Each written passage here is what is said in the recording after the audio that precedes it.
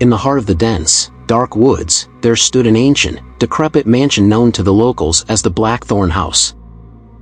Its towering, shadowy presence was enough to send shivers down anyone's spine, and it had been abandoned for decades. But on a particularly chilling October night, four adventurous friends decided to explore the legends that surrounded the house. Sarah, the group's brave and adventurous leader, had heard tales of the mansion's haunted history. According to local lore, it was once home to the sinister Blackthorn family, who dabbled in occult rituals and made deals with the devil himself. Their dark deeds had cursed the house, trapping their tormented spirits within its walls. As Sarah, Mark, Lisa, and James approached the mansion, the wind howled through the leafless trees, creating an eerie symphony of moans. Sarah's flashlight cut through the darkness, revealing the mansion's shattered windows and creaking, sagging porch. The full moon cast long, eerie shadows, making the mansion appear even more menacing. With an air of trepidation, the friends entered the house. The foyer was a decaying mess, with a grand staircase that seemed to stretch endlessly upward into the black void above. Paintings of long-forgotten ancestors lined the walls, their eyes following the intruder's every move. Sarah led the way into the parlor, where a rotting grand piano stood in the corner. As Lisa approached, the keys began to play a haunting melody on their own, sending a shiver down her spine. "That's impossible," she stammered, but the piano continued to play, filling the room with ghostly music.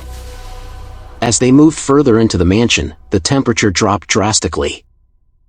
The friends could see their breath, and a strange, ethereal mist enveloped them. Sarah's flashlight flickered, casting eerie shadows that danced on the walls. They reached the dining room, where a table was set for a macabre feast. Plates were filled with moldy food, and the chandelier above swayed gently as if moved by unseen hands. Suddenly, a ghostly figure materialized at the head of the table. It was a woman in a tattered, blood-stained wedding dress. Her hollow eyes met Sarah's, and she let out an agonizing wail before vanishing. Terrified, the group retreated to the foyer, but the front door slammed shut with a deafening crash, trapping them inside. Panic set in as they realized they were no longer alone in the mansion. The spirits of the Blackthorn family had awakened, and they hungered for revenge. The friends made their way back to the grand staircase, but it had transformed into a grotesque, pulsating mass of flesh and bone. A chorus of anguished voices echoed through the mansion, whispering curses and promising eternal suffering. Desperation overtook them as they tried to escape, but the mansion itself seemed to conspire against them. Endless corridors twisted and turned, leading them in circles. The walls oozed with a foul, black substance, and grotesque apparitions appeared in the corners of their vision. In a last-ditch effort, Sarah shouted, "We have to find the source of this curse and break it."